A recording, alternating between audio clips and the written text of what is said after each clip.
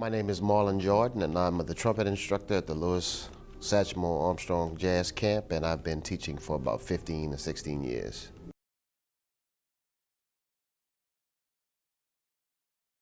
It's very important because the Louis Armstrong Jazz Camp allows the children of our city to, number one, get in touch with some of the great musicians that we have here, like my dad, Kid Jordan, who I was raised by, but to be around him all day, to have his discipline, to have his musical expertise, and to have just his whole spirit around children and developing minds, even if they're not going to be a musician. People, when they grow up, they always remember my daddy, and they say, well, that was one of the best experiences I had.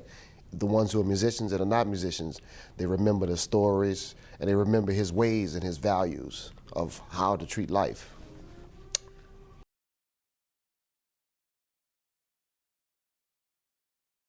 Oh, it's very important because that's the legacy of New Orleans. If you don't have teachers, the music won't continue.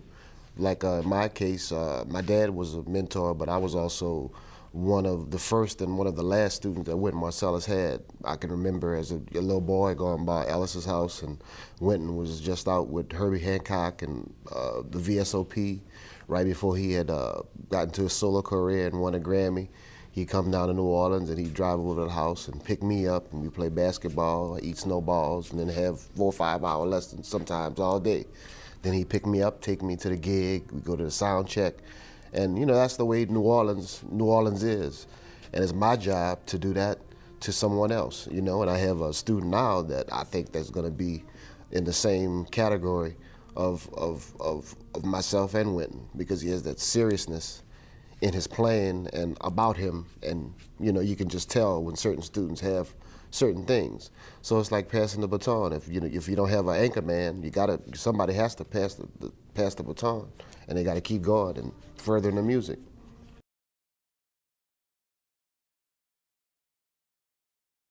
Well, I think it's not so much a timeline. It's probably something that touches them, that turns on that light. Because at different ages, you have different thought processes, you think about different things. And when you come along, for me, it was when I saw another trumpet player that was serious. And I said, wow, you know, if he can be serious, I can be that serious too. You know, so it's not just about the teacher or who you're around. I mean, it can turn on at any moment. But if I would give an age where I would say that you can really see it, it'd probably be between that 8th and 9th grade year in school. You start becoming a young adult. You start going to places by yourself, and you know, your parents are giving you a little more leeway to do things. And that's when I think, for me, it happened when I went to summer camp, summer classical music camp.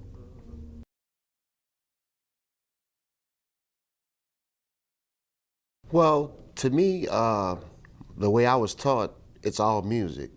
So just being from New Orleans, I'm just fortunate that I was able to be in a town that loved music, that had marching bands, that had brass bands marching down the street for parades, funerals, parties, everything. So music was a way of life down here. So I think, you know, the traditional music, I still play traditional music. People just don't know that.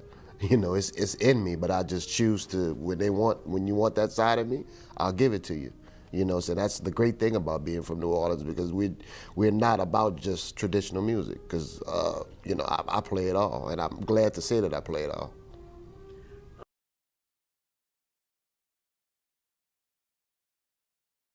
Oh, well, Louis, this is definitely a good thing, because the first thing when people say with the word jazz, you think about Louis Armstrong, because you think about his commercials of What a Wonderful World, and that voice, Hello Dolly. I know as a young kid, I was like, who is that singing in that low voice, that funny voice? But I liked it, you know, and that's Louis Armstrong, you know. And then I've always seen pictures of Louis Armstrong when he was with children. There are a lot of pictures of him taken with children. And, you know, as a child, you look at that and you're like, this man, you know, he's taking a picture with the child, and the child is always looking at him in amazement, and he's smiling or he's doing something. So, you know, Louis Armstrong is a perfect name for the camp and kids, and, you know, he was all about children.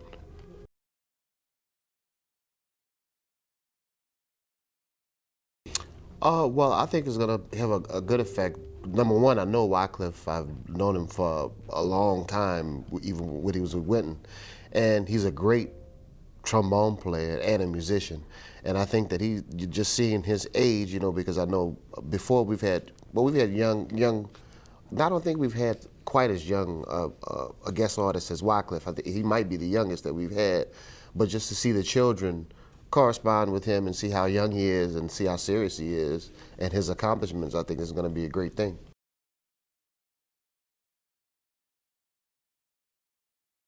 Oh, it's great because it gives the children a chance to see someone performing at their craft, someone who's internationally acclaimed, and it's more of a homey feeling. They're more accessible because most camps, if you have a guest artist, you might see him maybe once or twice, and then they're doing other things. They're doing, whatever they have to do. But here, the artist stays on site. He eats with the faculty.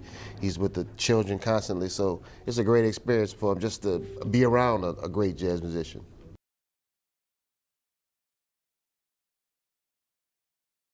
Well, I would say with this interview, I hope that it would touch some people to know that this camp is very important to the city of New Orleans and the world, because we have had so many artists to come out of here, like Christian Scott, uh, Trombone Shorty, all kind of people who are making names for themselves, and there are plenty more that are going to make names for themselves that have been right here in this camp.